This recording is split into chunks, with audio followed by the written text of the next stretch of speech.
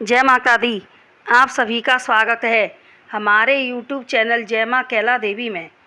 आज हम जानेंगे कि भगवान श्री कृष्ण ने क्यों कालिया नाग को रमणक द्वीप में जाने को कहा और भगवान श्री कृष्ण ने क्यों कालिया नाग के फनों पर नृत्य किया।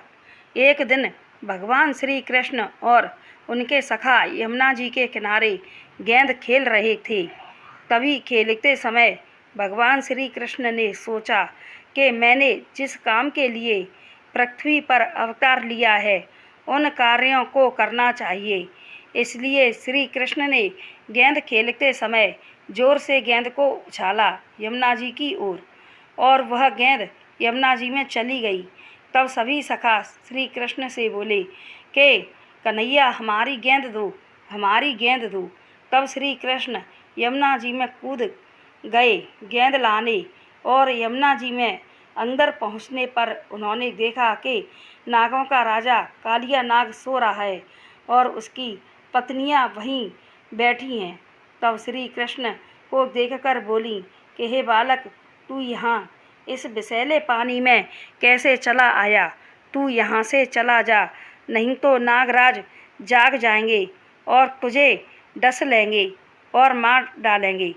तब श्री कृष्ण बोले कि हे मैया, नाग को जगा दे, मैं उसी की खातिर और उससे मिलने आया हूँ। तब नागिन कहने लगी कि हे बालक, तू यहाँ से चला जा, नहीं तो नाग के क्रोध से नहीं बच पाएगा। तब तक नाग भी जाग गया। तब नाग बोला, कौन हो तुम? तब श्री कृष्ण बोले कि मैं कृष्ण हूँ। तब नागराज बोले कि कौन कृष्ण, जिसने हमारी नींद में खलल डाला है? तब नाग पत्नी बोली कि कोई बालक है, गेंद लेने आया है, इसे छोड़ दो, क्षमा कर दो। तब नागराज ने कहा कि क्षमा करना हमारे स्वभाव के विरुद्ध है, फिर यह तो स्वयं ही काल का ग्रास बनने आ गया है।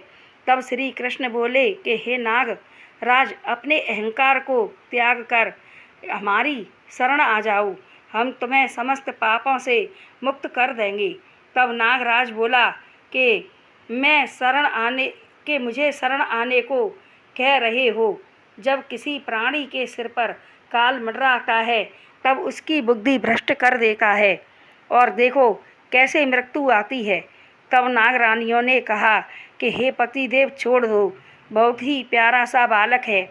तब श्री कृष्ण बोले, सचमुच तुम्हारी पत्नियां पतिव्रता हैं, उनके दिल में जो ममता का पवित्र स्तोत्र छलक रहा है वह उसे हमने भी मैया कहा है। उसे देखकर हमें भी दया का भाव आ गया है, इसलिए हमारी शरण आ जाओ, तुम्हारे सारे पापों को हम क्षमा कर देंगे। पर नागराज ने कहा कि नहीं, अब तो युद्ध होगा और दोनों में घमासान युद्ध होने लगा। भगवान श्री कृष्ण और कालिया नाग में घमासान युद्ध के पश्चात भगवान श्री कृष्ण ने कालिया नाग को हरा दिया। तब कालिया नाग के फनों पर खड़े हो गए। कालिया नाग ने माफ़ी मांगी। भगवान श्री कृष्ण बोले कि एक शर्त पर माफ़ी मिलेगी कि तुम यहाँ से यमुना जी को छोड़कर चले जाओ। तब नाग पत्नी बोली कि जिन चरणों की रज के लिए देवता भी तरस जाते हैं, वही चरण रज आज तुम्हारे शीश पर है। तब नागराज बोले कि हे प्रभु, मैंने आपको नहीं पहचाना है।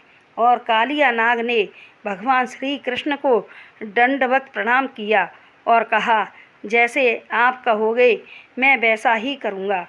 तब श्री कृष्ण बोले कि तुम यमुना के रास्ते समुद्र के बीच में स्थित रमणक द्वीप पर चले जाओ, वहाँ पर जो सर्पों के रहने का एकमात्र स्थान है। तब नागराज बोला, स्वामी, मुझे वहाँ आपके वाहन गरुड़ जी जीता नहीं छोड़ेंगे। पहले मैं उसी रमणक द्वीप में अपनी प्रजा के साथ रहता था, वहाँ पर गरुड़ जी मुझ पर प्राण लेने झपटे, तब मैं अपनी पत्नियों और प्रजा सहित यमुना के रास्ते यहाँ छुप गया।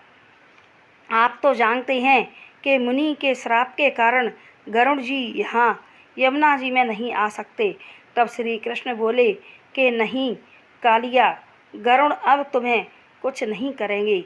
तुम्हारे मस्तक पर इस चरण धूलि को देखकर रमणक द्वीप में तुम्हें नमस्कार करेंगे। तब श्री कृष्ण बोले, जाओ मैया अपने पति के साथ रमणक द्वीप पर विहार करो और उठो कालिया, हमें बाहर ले चलो। तब कालिया नाग अपने फनों पर श्री कृष्ण को खड़ा कर बाहर ले आई। भगवान श्री कृष्ण ने कालिया नाग के फनों पर नृत्य किया। सभी देवता आकाश से फूलों की वर्षा करने लगे। उधर सभी गोप ग्वालों ने घर आकर नंद बाबा और माता यशोदा से सारा हाल कह सुनाया था। इसलिए सारे ब्रजवासी व ग्वाल बाल माता यशोदा और नंद बाबा के साथ यमुना जी के तट पर आ गए थे। सभी ने कालिया नाग के मर्दन और श्री कृष्ण के नृत्य को देखा और उनको बहुत ही हर्ष हुआ। श्री कृष्ण माता यशोदा और नंद बाबा की गोदी में आकर बैठ गई। तब माता यशोदा ने कहा कि लाला क्यों यमुना जी में कूदा। तो कन्हैया ने बड़े ही भोलेपन से कहा कि मैया, मैं तो गेंद लेने गया था। तब नागराज और उसकी पत्नियों ने रमणक द्वीप की तरफ प्रस्थान किया। भगवान श्री कृष्ण ने कालिया नाग को इसलिए यमुना जी से निकाला था क्योंकि सारी यमुना जी का पानी विषैला हो गया था। जीव जंतु, पशु पक्षी, मनुष्य आदि सभी यमुना जी के जल का उपयोग नहीं कर पाते थे। कालिया नाग के जाने और भगवान श्री कृष्ण के संकल्प मात्र से यमुना जी का जल उन्हें मीठा हो गया। तो यह थी कालिया नाग और भगवान श्री कृष्ण के नृत्य की कहानी। अगर यह कहानी पसंद आई हो तो हमारे चैनल को लाइक, शेयर व सब्सक्राइब करें।